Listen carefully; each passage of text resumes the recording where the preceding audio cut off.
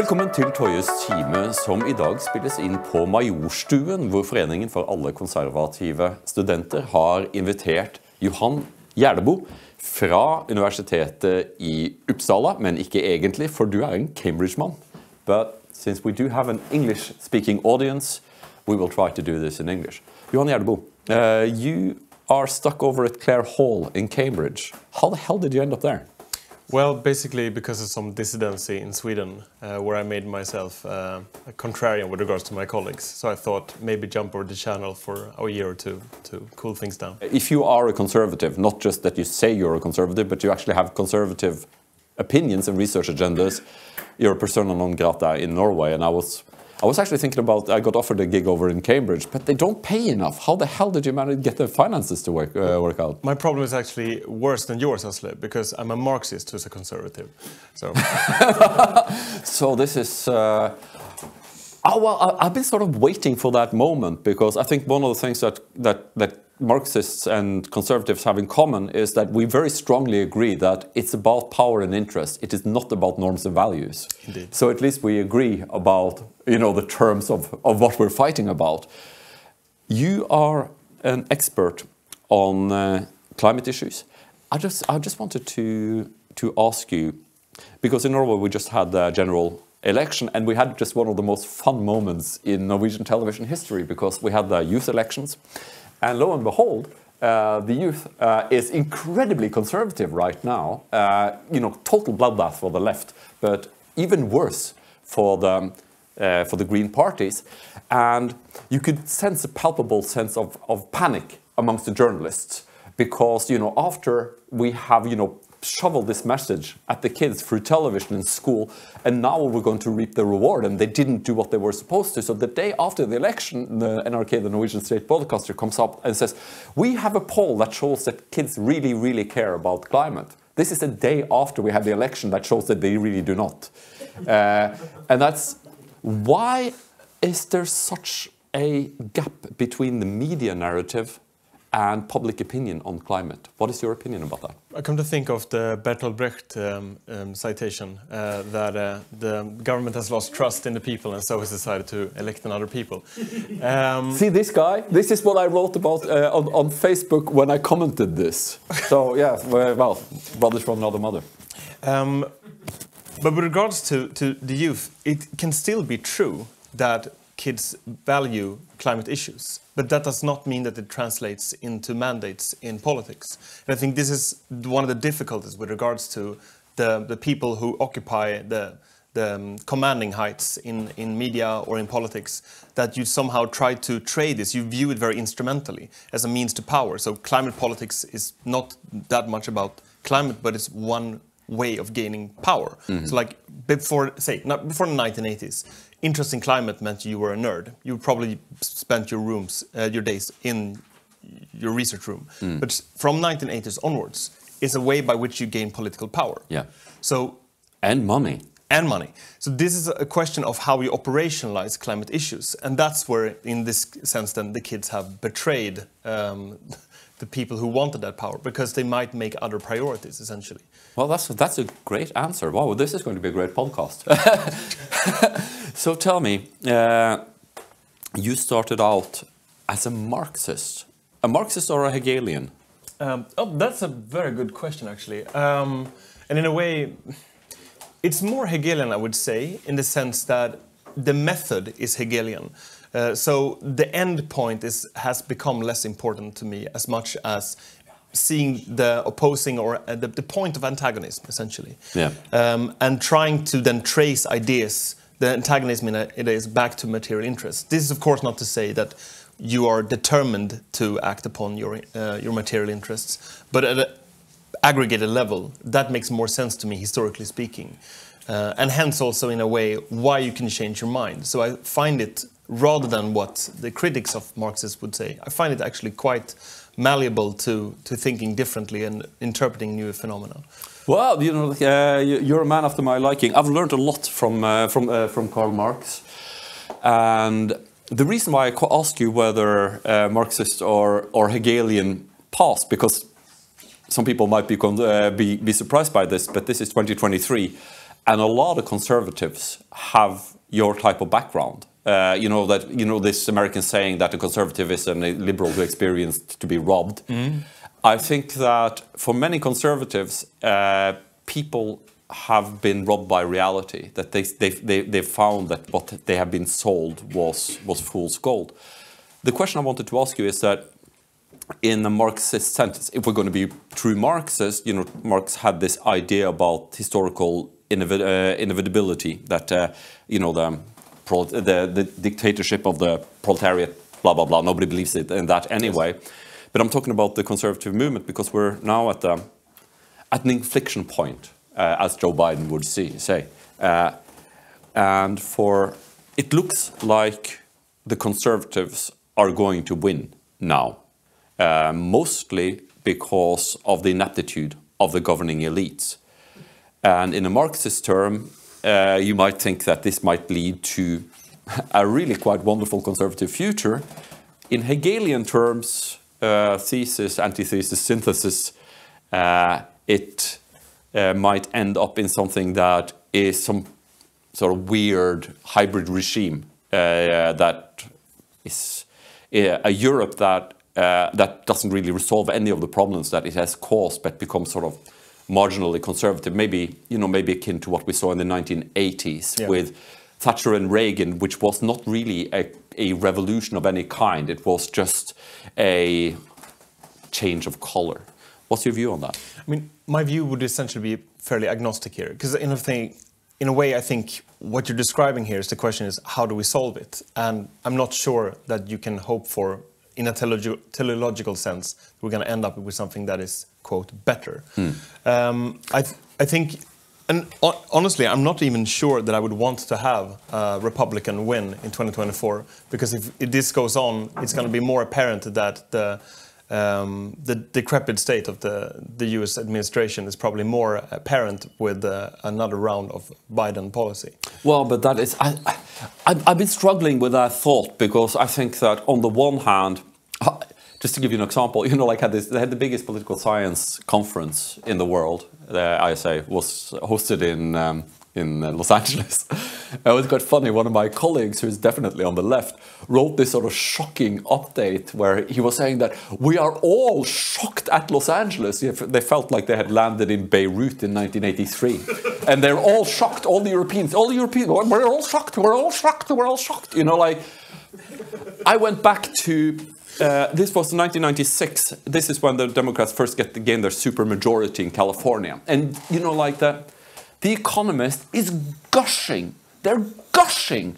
Finally, the Republicans that have denied the Democrats to turn California into a utopia, now they're gone. And now that finally, this is the shop window. This is the best hope for mankind. This is where liberalism will illustrate its, Fast forward to 2023 after, meanwhile in Los Angeles, and the Europeans go like, oh, holy shit. So I'm kind of struggling with this, that on the one hand, you think maybe we should just let this run its course. At the same time, I really don't want our societies to be destroyed. I really would like to salvage something here. Yeah, I see your point, and obviously saying that you hope for the win of your enemies is, of course, with enormous disregard for what this means in practice for ordinary families in America, but also in the world at large. So, of course, you cannot hope for the contradictions of the present regime to run its course because they remain incumbent, so to speak.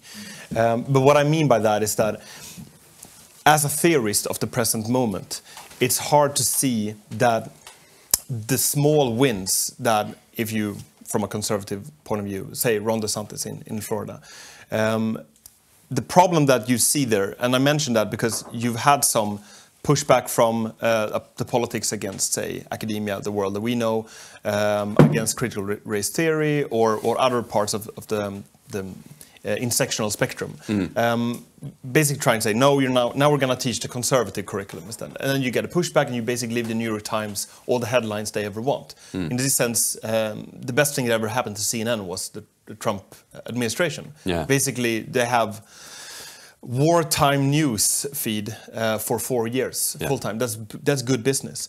And what I'm getting to here is that when you have a little bit of the right thing, like in Florida, then you're just going to trigger the defense mechanisms. So I think what an alternative to the present Biden administration would need to do is, in a way, is try to develop something that is more seductive than what they're trying to depose. And I don't think that we're going to see that developing for this election. I think there's a fledgling realization that a change of politics is possible, that you can even think of it, to borrow from Patrick Deneen's term, regime change. That is actually a regime and it can change. There is a shift of conceptualizing what the enemy is that I don't think has been possible until this very moment in time. Regime change, you mean like Steve Bannon deconstructing the administrative state type of regime change, or just changing the figureheads at the top? I guess in a way that is what we are, that's why we're here.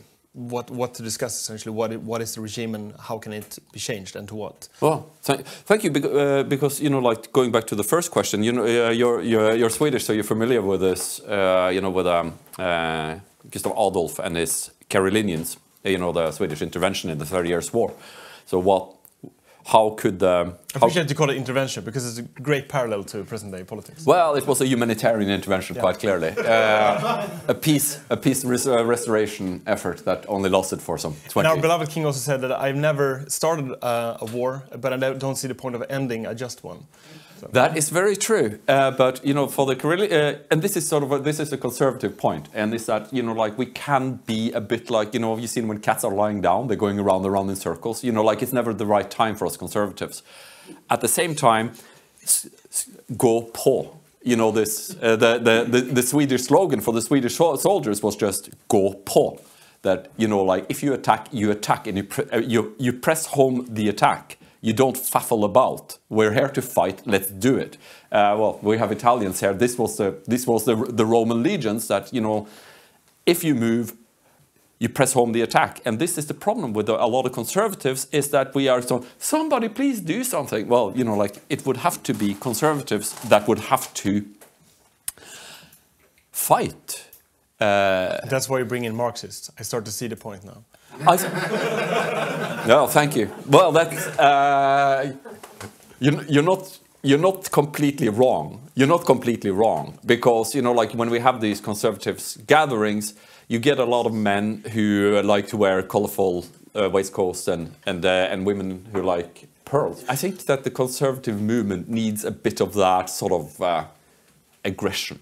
A willingness to fight, that an acknowledgement that nothing is going to be handed to us. You know, like for conservatives, I think that a lot of conservatives imagine this sort of moment when, you know, tears streaming down their faces, the left and the liberals come to us and say, we're so sorry, you were right all along, we are not worthy of governing, please take the reins, we will follow you.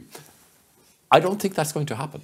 So, look, I think you're right in the sense, your comment with regards to Swedes, the gå på, or go on, that approach, I think, is very much still present in how our state is being run at the moment, and would also explain the inertia and the momentum in some of the policies. Even though you have a change in public opinion for decades now, you still have the same approach from the state as such.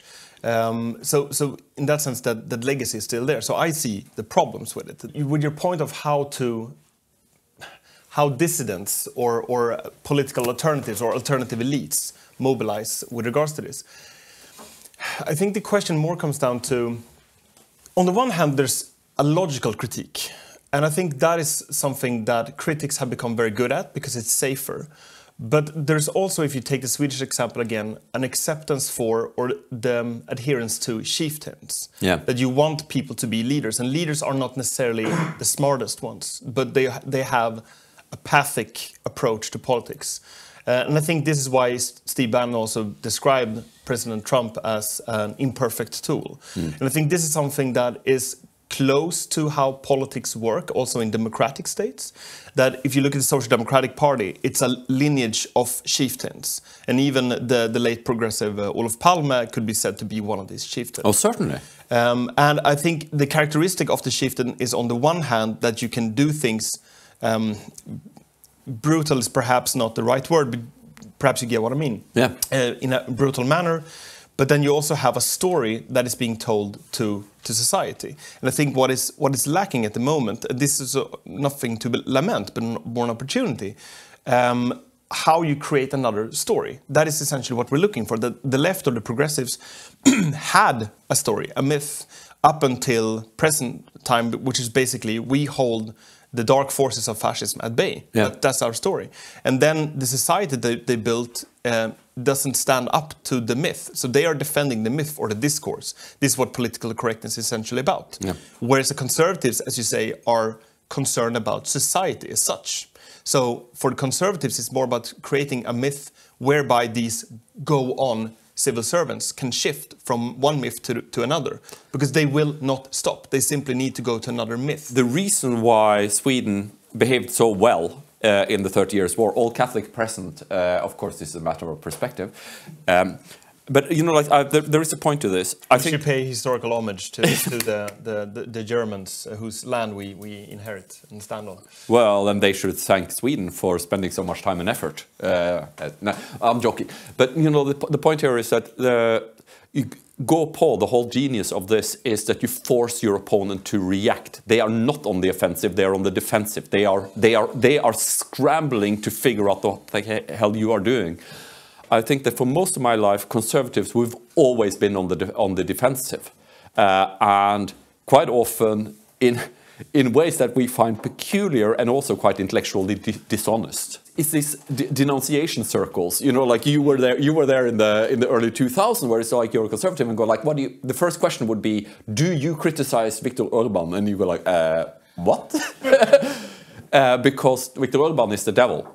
He's the sum total of all that is evil in the narrative that you just described, and we've, like suckers, we've always, you know, like, oh well, we don't really have a green policy, and you know, like desperately trying to catch up. Don't you think that we need to get on the offensive and establish a narrative? You say that narrative, and I agree with you, should be ideally, in a Kuhnian sense, a narrative that the vast majority will be able to buy into without admitting to themselves that they changed opinion. So they will say, "No, I was always," you know. So that's mechanics. What's the cause? What is the beating heart of this narrative that, as you see in 2023, where is the most amount of people that is out of, and where is the elites most out of touch with reality? I think the cause, we don't have to go further back than the end of the Second World War, where essentially after the two world wars, which are essentially European civil wars, for all intents and purposes that we discuss here, at least today, is that you had a belief in a Christian civilization, whatever caveats you want to put in there. And you could, more or less with a straight face, say, what would Jesus do? But you can't do that after the Second World War. Then it's essentially a question of, what would Hitler do? Do the opposite of Hitler. Don't be Hitler. That works if you want to avoid like outright genocide, but it's detrimental if you want to build another society, because it's a negation. So what I'm talking about here is, again, to borrow from Hegel, you have to negate the negation. You have to see that what we've been building so far is the society we do not want. And that works as long as you have material increases, that you have growth that can be redistributed, essentially. That's the basis for both liberal... Well, but we haven't had growth in Europe for about 30 years. That's the point. That's why we are having this conversation now, because that remedy, that medicine is no longer viable. That means by which you avoid not being Hitler no longer works. So now all the demons are coming back. Oh, so you are a Marxist. No, but I like the argument. I'm sorry.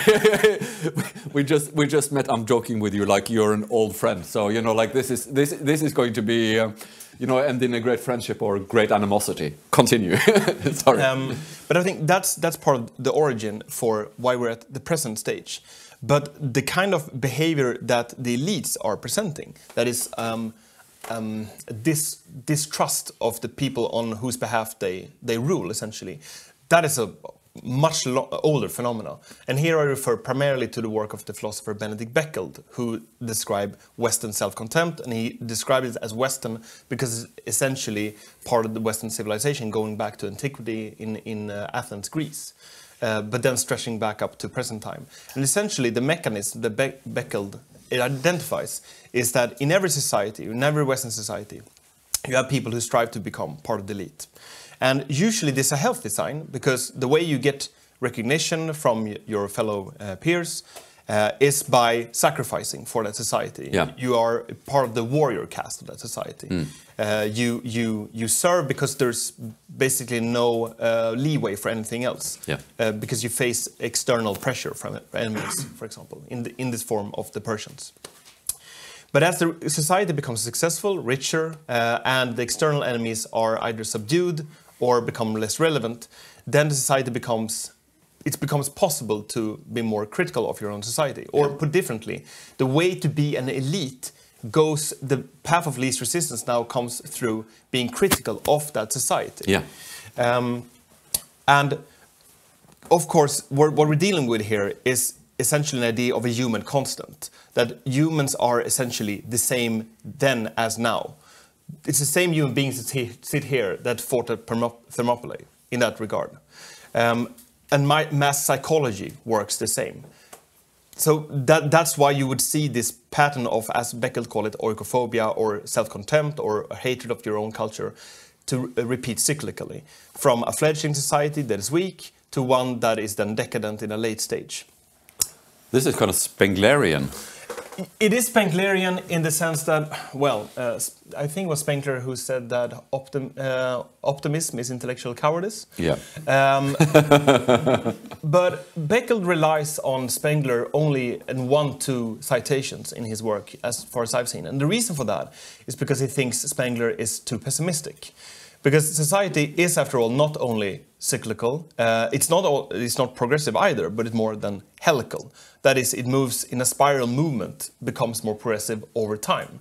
The reason for that is because the changes is with technology. We do get new technologies. Technology makes for more information gathering, which allows us to see different cultures and compare. So there's more cultural flexibility in movement, essentially. This would explain why every cycle then, if we go for the parable that Beckeld describes, to become more progressive than the previous one. And here I think we get back to the problem that you described about conservatives being cats running around.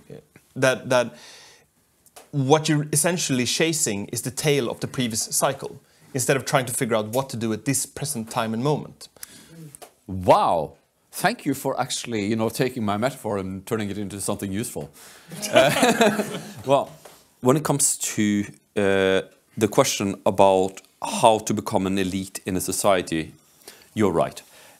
Traditionally, if we go back to sort of Victorian society, the way that a young man that were not born into the elite would enter the elite would be through sacrifice.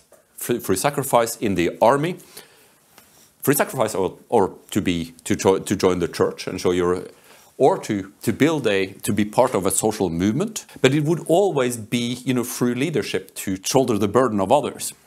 I think that our current times, the Greta Thunberg times, is quite interesting because one of the people that I discuss a lot these issues with here in Norway pointed out something that's quite interesting to me. It was saying that you have to keep in mind that the 1968 generation were children of the elite who came up to a point where they realized that society was changing, it was coming, and they wanted to remain elites. So they managed to do what was incredible. They jumped astride the civil rights movement and said, we are the true. And this is, this is Olof Palme in Havana. See, the aristocrat Olof in Havana speaking, Olof is the downtrodden, and so was, and so was Alva Myrdal, and all of these come from the upper crust of Swedish society. I think that what we've seen with agreement, in some ways, in the sociological sense, is that these are the grandchildren that, again, the Stoltenbergs of this world feel a need to say, well, no, we're not. We are the embodiment of the climate. Meanwhile, on planet Earth, nobody wants to serve in the military anymore. You know, like the old school conservative society that you should sacrifice in order to gain the credibility. You show society that you're willing to shoulder the burden, and therefore you're given a place. Well, like that's old hat. Obviously, what you need to do is to get your mother to date a PR agent who discovers you and then, like turn into a personality cult. That's, like so much easier and, let's face it, also much less work. Meanwhile, the Americans have like a 50% shortfall in recruitment for their armed services at the same time. And this is something that I find fascinating. Norway, Sweden, entering into such bellicose and aggressive policies that we would never do during the Cold War, when we actually had an army. It seems to me risky, and this is not going into the question about, the rightness or the wrongness. We all agree that Russia has no right to any part of Ukraine. We all agree that. We are all rule followers here. But it must also be allowed to say that, to go and pick a fight without knowing how to fight is risky. Any man knows this. If you go into a bar and you didn't pick up boxing and I've never been in a fight in your life, you don't really start, like mouthing off to a man who looks like he can fight because he'll damage you. At the same time, meanwhile, the Americans can't fill, their quotas for their own army, 50%. What do you? Is this a sign that whether or not the conservative movements get their ducks in a row, the liberals are so busy destroying, bringing about this point of inflection that you were talking about, that, like it's an academic discourse. Should we fight for the victory and take it, or should we wait until it collapses? It seems that we are pushing towards sort of the end of the Soviet Union moment, where the internal contradictions of the liberal paradigm is now, they start wars without anybody being willing to fight them. They start a green shift that is going to destroy Europe's economy. They have immigration policies, but no willingness to integrate the migrants.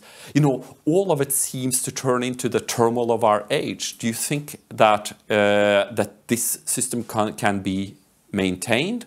Do you think that we will be called upon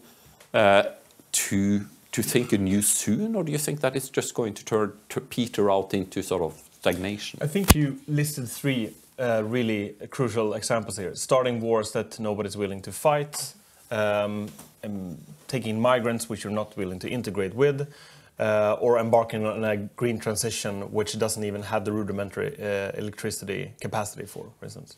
And I think this brings us back to what kind of view of history that we have, or even philosophy of history. That is, what the current elite thinks of is essentially a progressive view of history, that the arc of history bends towards justice, to paraphrase from Martin Luther King.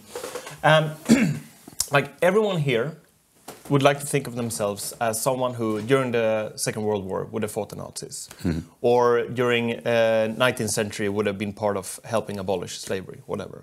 That you're that kind of person. But this idea rests on the premise that there is, one, a movement towards greater justice, but also that there is such a thing as an eternal self. And again, I'm relying to a fair amount here on Beckel to put this together. But essentially, the reason why I think we need to think of this as a conflict over the view of history, where what we're describing here is something, if not cyclical, then helical, as opposed to something progressive, is because the idea of the self is something that has gone from Western, from the beginning of Western civilization, from Plato with the Egyptian idea of a soul, but then gets supercharged in Christianity with Augustine as something that we then have a responsibility of creating justice in the world, especially if you fast forward to Immanuel Kant and the categorical imperative to be moral in the world. This is important because when you get to modern times, the idea of creating justice in the world, because it's the will of God, is a secularized notion of creating justice in the world. So it's a creed. That's why you can start a war which nobody's prepared to fight, because it's a just war. That when we go to Havana as Swedes, it's not just only cynical. I think Olof Palme had very real political reasons to going to Cuba to make alliances with the Third World, for instance, because it allows for our very bizarre neutrality that only Sweden is possible to do. You know, Sweden is a remarkable country, the humblest of nations. But it makes sense if you can keep track of what is the myth and what is the realpolitik. But what happens then with these ideas of creating justice in the world is that the new elite that grows up, the children of the revolution, the 68 revolution, they mistake the realpolitical notion for being the real thing. So that's why you end up with something called, say, feminist foreign policy, where it makes perfect sense to go down to Saudi Arabia, to knock on their door and say, excuse me, I just want to tell you that you're medieval bigots. That's it. and then they're like, what's the plan? There's no plan. I had the most wonderful moment in New Delhi. I was actually sitting next to Carl Bildt when the Swedish Margot Wallström was in Delhi, and she the foreign minister of Sweden. Yeah, foreign minister of Sweden, and she enters the stage. You just have to. I don't know if any of you have traveled abroad, to foreign lands, but in foreign lands, I'm told that, it's very important to dress, in a certain way. To show that of authority and representation of the Swedish state. She shows up in what can only be described as an motorcycle-inspired jacket, and you can see the Indians are uneasy. Who is this person on stage? Why hasn't she washed her hair? And then she launches into the feminist foreign policy. And you can see just the body language in the room. Men and women are going like, oh, they're hugging themselves, and they're going like, what the heck is this? It was the most poorly judged speech I've ever seen in my life. Even Carl Bildt, who is a man of great ego, looked like he really wanted, that a hole would open in front and that he would just fall into it. It was just such a huge embarrassment. And what I found most enjoying... This is a recurring thing in Carl Bildt's life, when he was also in Rinkeby in '92. We shall overcome! Yeah, we shall overcome. For anybody who doesn't know what we're laughing about, go to YouTube, put in Carl Bildt, We Shall Overcome, and you will find one of the most beautiful moments in European political history. It's amazing, absolutely amazing. What I found also enjoyable... Also very Hegelian. Also very Hegelian. But sorry, I interrupted you. Well, I think that when you were talking, I had this I had this sense that, when you're on the 10-meter diving board, you guys probably don't do this anymore, but I have a 13-year-old son, so I have to repeat all my previous feats of bravery. And I can assure you, when you're close to 50, it's not very enjoyable at all. But anyway, the feeling when you're standing at the 10-meter and you're about to jump. I had the same feeling when you say, because we've been conditioned into a linear view of history, so what lessons can we draw from the past? They didn't have cell phones then, did they? At the same time, I know in my heart that we are the same people that you read about in the Bible. We haven't evolved that much. Evolution takes much more time. That is why we can understand the reasonings and the logics of the people in the Bible 2,000 years ago.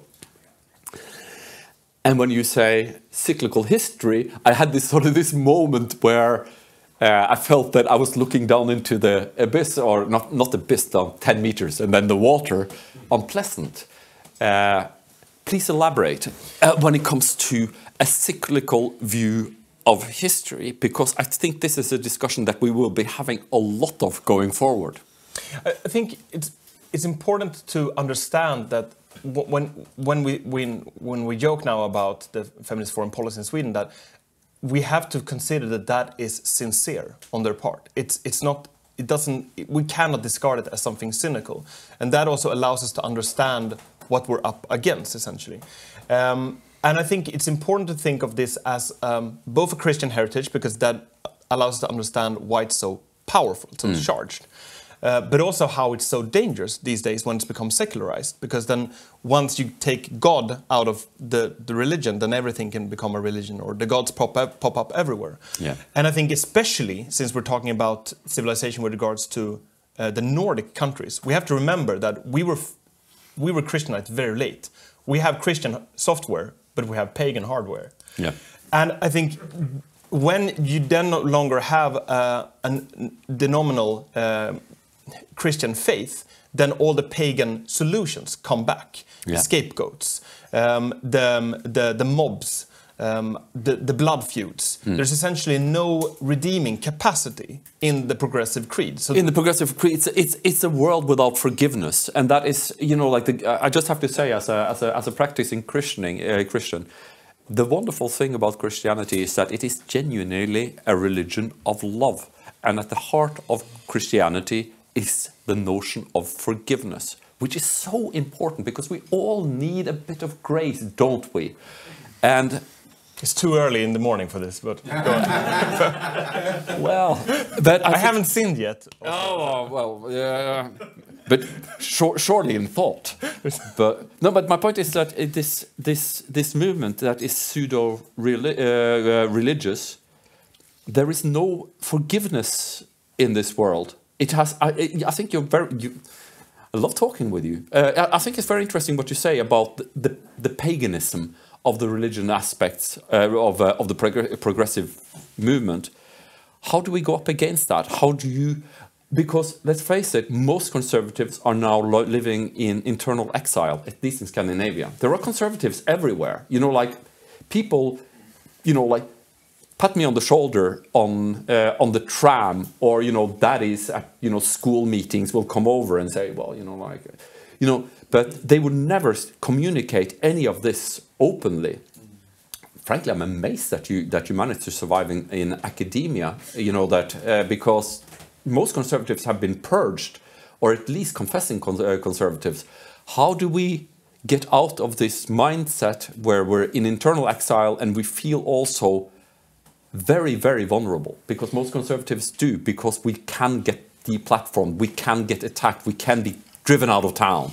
On this note of being patted on the shoulder, I must say that is actually, that's what disappoints me the most still, that the people who do not dare have that conversation in public, I would rather have them not even talk to me at all, or send me those emails. I do get those contacts like you do as well, Asle. I get about 5 a day. And I think, like, I can understand it on a human level, but it's more of a diagnosis on an aggregated level than for me to be able to respect these people. But at the same time, I do think that you cannot have the view of yourself as a victim. There must be some vitalist notion of what you're doing, and you cannot also lament the issues you're going through. They're more like evolutionary pressure that allows for better ideas to be developed. I think that's my personal relationship to what you just described. And I think everyone can have that view. But this is important, I think, because what you're up against, what we've been discussing now as more in a crude manner progressives, is that when they oppose what they see as injustice, they also do it from a feeling of being vulnerable. Yeah. They think of themselves as being victims or speaking on behalf of victims. Always on behalf of victims. Always on behalf of victims. Yeah. And this also explains the brutality by which they treat their opponents. So I think it's important to understand the mentality that goes into someone who is in this position, because it also might spell out, might we come back to that at the end of the conversation, the compromises that we can see going forward, or what, as you said earlier, what does victory look like? Well, but I think that, you know, like, I just want to jump in with a literary reference because, you know, Bishop Bramming in Ribe in Denmark wrote a book about Vikings in Scandinavia. Basically, he is writing about the experience of the first Christians with the Vikings. And of course, you know, Saint Ansgar first came to Ribe. He was followed by a bunch of other sort of missionaries that was sent into Norway and Sweden. The problem was that the Vikings were horrible. Really horrible, you know, like to be martyred by the Romans, very unpleasant in the Colosseum and all that. to be martyred by the Vikings was horrendous. You know, they would really do some horribly nasty things to you. And while Ansgar was more than willing to suffer martyrdom, quite a few of those just converted to the old faith, you know, rather than to face. And I think that, you know, the point I'm trying to make here is that I think that if the conservative movement is ever going to have any chance, people will have to, you know, read Brumming's book and have a conversation with themselves about your willingness to be martyred. Because I've had this conversation with myself that I'm willing to take the punch. I'm not really afraid of them. I'm willing to be deplatformed. You know, like many have attempted. And once you've had this conversation with yourself, like, you know, like it's like that book Bushido, Code of the Samurai, that you should envision your own death. You should think this through to the end, because then you're not afraid anymore. And I think that we need more conservatives who are willing to stand up and argue reasonably without fear or favor. I think when you refer to Bushido, I also think there's the 1700s Japanese novel Hagakure, where, as you said, you envisaged your death until the point where you're already thinking of yourself as dead. Thereby, you're enabled to do. You can do anything because your life is already over. And I think that if someone thinks of their life that way, I read an American soldier who was in Iraq who read Hagakure every day in order to think that he was dead so that he could go out and make sure that his friends did not die on missions. But his life was already forfeit. So, because I think there's a generation of conservatives, and many of them are here in the room, that would benefit from that kind of thinking, because the dream, A.G.P. Taylor wrote in his book about the German century. He was talking about the Frankfurt generation of 1848, many of whom were liberal, but also many of them conservatives. And he said their youthful ambitions of change had become stale, and they now believed in compromise and a painless revolution without any sacrifice or without even the consent of the population. And I think that's a fallacy. I think this generation of conservatives, some of us will have to be brave. I think it's one way of thinking of how to be brave is when we talk about views of history, is that what progressives do essentially is that they are othering the past. Yeah. To use the language of progressives, like you would say that conservatives are othering other people. So you can think of this as conservatives would then be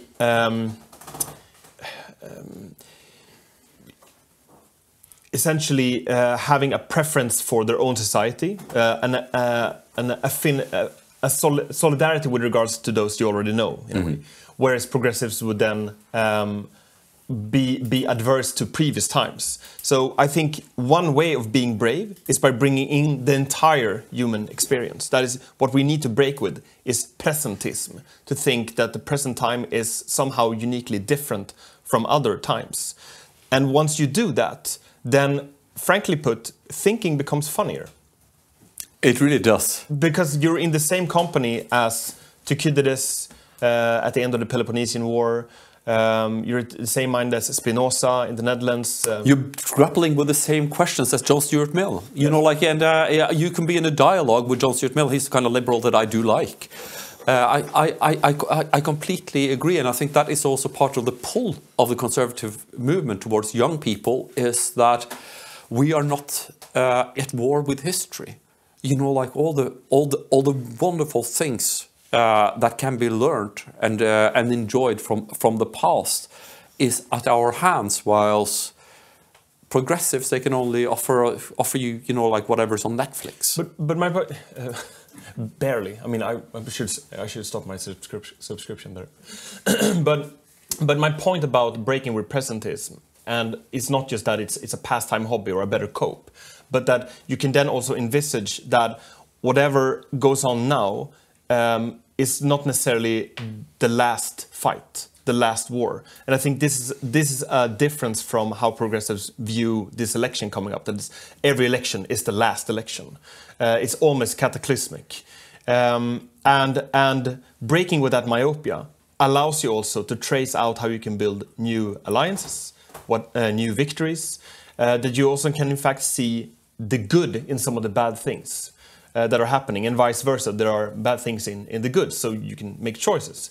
But this is only possible if you're then able to think of that what we're doing now might not achieve the ends that we want, but it might enable others. So this is I understand, perhaps it's not conservative in the sense that you want to conserve whatever you think is good now, but it allows you to think what life looks like later on. I think the Jewish community is very good with this. That because suffering, persecution in most societies, they have had to look for what society looks like later on as well, to find other ways of getting by, even though the life that they expected didn't turn out the way they had hoped for. Well, but we are here discussing the decline of the West, but you know, I think that's kind of a European way of viewing it, because you know, like the United States is not really declining; it's we who are declining. You know, like if we, you know, like the West, you know, it's all of us, but it's not really Canada and the United States all that much, at least not comparable to us when you look at the statistics. How do you see this going forward for Europe? Because on the one hand, we have been discussing at length the shifting tectonic plates of ideological camps and solutions, which is normal. But but the grand narrative is a Europe that has gone from, in 1964, Europe had 1/3 of the global economy. Today, it has 1/6 of the global economy. And in 2050, according to PricewaterhouseCoopers, Europe as a whole will make up less than, will not be among the top 10 great economies of the world. India will be the biggest, America, you know, like they will all be contending. Who fell off the map will be the Europeans. Are we fighting over, you know, ownership of ruins? I'm not sure if it's necessarily the ownership of the ruins as what we can build among those ruins. That is, take academia, the place that both you and I have dedicated a large part of our lives to, and in a way love. But it's we have learned to see that there's a difference between the place of academia and academia within yourself. That is like academia as a sort of god, a creed. Yeah. And that is what you're loyal to when you criticize your colleagues, even though you know you're going to try to trench warfare you. Yeah. You still do it because it's in your own creed. And I think shifting to thinking that these are the things that we try to maintain or preserve, because they used to be the places that held knowledge or discussion or debate. But that's not necessarily the places that's going to be there in the future. And I think accepting ruins is also part of finding these other venues. Like, I mean, look, the fact that we're doing this on your own podcast, you know, speak volumes. Say just 20 years ago, it would not have been possible to get this message out. The debate would not be. Oh no, it certainly would have been possible. You know, like it would just be you would be at NRK. There would be 3 left-wingers arguing against you. They would all tag team. And if you, for some weird reason, you know, got a rallaslag and actually, you know, like, and made contact, then the host, the journalist, would join the 3 and attack you. You know, like, I've been in so many debates. You want to talk about this? What? This seems like this happened to you. No. This was the way of public discourse in Norway before the internet. This was how it was done. It was so rigged. It was just shocking, you know, against all, you know, against all fairness, and that is why nobody's watching NRK anymore, and everybody's on YouTube. And this is why we are here today, because of YouTube. You know, like you were talking about technology. The conservative movement wouldn't have a, you know, like a snowball's chance in hell if it hadn't been for the internet, because the internet is what is uniting all these disparate individuals who are sitting thinking alone. This is not right. I don't agree to that. And that's... but bring up this point, exactly, because I think when you see the changes, it would be easier to try to retrograde whatever development you... roll back whatever development has gone on in the previous decades. But the fact that we have technological changes, I also think, is one of the possibilities here. And this is not to evangelize like digital or social medias, but we are in a different position where despite other aspects of decay in society, it is possible to build other kind of solidarities, which didn't exist before. So I think it's too early to say, to paraphrase from Tuan Lai, but it seems to me that it is possible to build new kind of collaborations that didn't exist before. And I am fundamentally optimistic about that. What's going to happen to the previous institutions like academia once they get dismantled? And I say that because people are realizing that academia is too skewed ideologically to one side, and at some point we'll lose interest in it, and then you're gonna. Well, that's already happened. Taxpayer money. It's already happening in Sweden. Yeah. We cut several areas of research, and now. Oh no, we're still investing, but nobody's using their expertise anymore because, say, we have, disturbing news. The world is going to burn up in 2023, and we have an expert here from the University of Oslo. Everybody knows that is not an academician. It's an activist, and their expertise is therefore cheap, because they're predictable. And so, in Norway at least, they have the social standing of academia is in free fall. The money is still there. You think that the next step is that the funding starts drying up? I think it's drying up because it's also very inefficient. Like the knowledge production on these more disparate autonomous sites is fairly cheap. Sure, you could say it is skewed to one side and so on, but that only makes it even with regards to what we're seeing primarily pushed out for academia. What I'm saying there is that the research is good. I'm not against that. What I'm pointing to is that you don't meet your opponents, and if you do, you cannot describe what their arguments are. So I don't want to make this too much about academia because your question was more about the West in general. But the point I'm getting to is that if you develop these alternatives in your own national setting, then I think it's easier to deal with what I hesitate to say civil war, but like an uncivil way of approaching your fellow countrymen. I think is something that we are dealing with because this class of people who have been fed by taxpayer money will then be supercharged with resentment when they can no longer get that. Yeah. So we're going to see rising conflict as the previous academic institutions are being dismantled. Yeah. You already see this in the US. We don't have this to the same degree in the Nordic countries yet. But I think as things, in a way, are... When you develop alternatives, the conflict will increase. And how we deal with those conflicts and create means by which you can convince parts of the old elite to change. That's when we can start to see solutions in the national setting.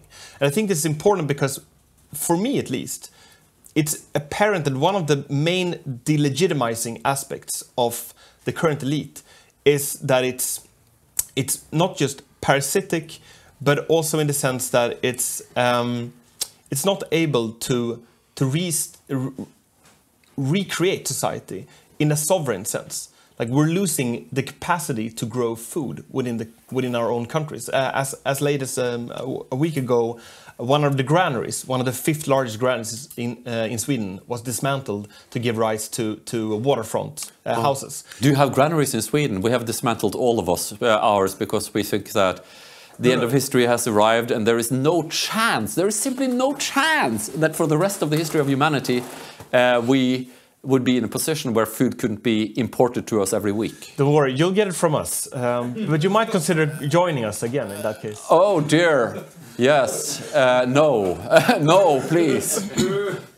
But you see my point that like by someone who wants to create a viable political opposition could engage in these questions of how you build a national sense of sovereignty, and like it could be in terms of food or resources or knowledge production. And I think one of the solutions going forward with the decline brackets with regards to the West in general is to go back to questions of sovereignty, and that's a question that's a matter that can be addressed any day. There's no reason to wait for that.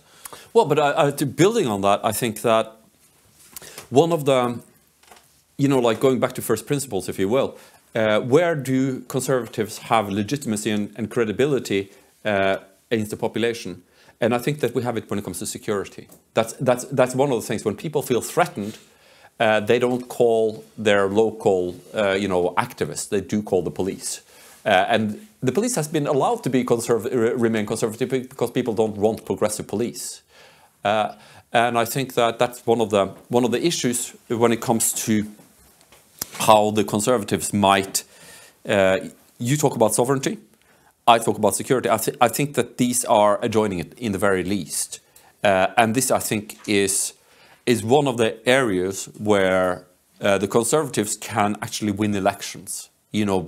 By giving back people a sense of security in their normal lives. You come from the city of Uppsala, and of course, there are so many things we associate with Uppsala, the greatest university of the north. So close to the former home of the Swedish kings, and drive-by shootings. Yes. How are things in Uppsala? I read in the papers there were 2 shootings last night. I hope it didn't afflict any of your family. No. Look, this is I think this is what makes Sweden stand out from also the other Nordic countries, because I think one of the issues here is that you have a fledgling debate about a growing sense of uncertainty, and if you want to be cynical about it, you could say that the people who've been populating the media and political organizations. Now their children are being affected by this. That is happening in broad daylight or in the central city parts. But still, there's very little debate about the fact that in the past 3 decades, we have changed the demography of our country, while also dismantling any plan of effectively integrating people. Yeah. And what I think is particularly pernicious here is that there's not a saying, but there should be a saying that within every migrant there's a Swede waiting to come out, to paraphrase Full Metal Jacket. But not just a Swede, a social democrat too. What a beautiful way of putting it, A social democrat Swede, in the sense that why would they not want to integrate into this beautiful, very progressive country of the North? And this lack of understanding that people are very different in the world is in a way a very parochial view, that we still have grasping with the sense that other people will change what it means to be Swedish, and there's a negotiation here, that in a way you create then separate societies where the people who would want to have migration have de facto very little to do with the migrants. No well-known fact, and that's I think this is also part of the reason why I do think that the current regime in Europe cannot endure, because our elites, as you pointed out at the beginning, are deeply distrustful of their own populations, deeply distrustful. The same elites, as you also pointed out, are willing to do moronic and destructive policies because it's driven by, a Weberian sense of virtue rather than, means and ends thinking. And these consequences, be they economical or culturally or in terms of security when it comes to migration, is premised upon a completely lacking understanding of culture and what it takes to build a society. And therefore, I think that in many ways, the question is, it's like one of those for the bell for whom the bell tolls. It tolls for thee. I think that the bell is about to toll. I think that there is going to be a moment. A.G.P. Taylor writes about this, that at some times in European history, at various countries, various times, power has slipped from the hands of the powerful and ended up in the street. It happens sometimes. And who is going to pick the power up is anyone's guess. But I think that I hope that the Conservatives will know their calling and know when the time is right, because I fear that in this, and this is a conservative thing, I think that things can always get worse. It's never so that, it's so bad now that it will have to get better. Europe is on the verge of irreversible decline. Johan Gärdebo, it has been such a joy to have you here. And of course, I need to paraphrase Marx now ending that we should have fewer illusions, comrades. Fewer illusions. We're not comrades, but we are friends. Johan Gärdebo, it has been such a joy to have you here. Ladies and gentlemen, please big round of applause for Johan Gärdebo.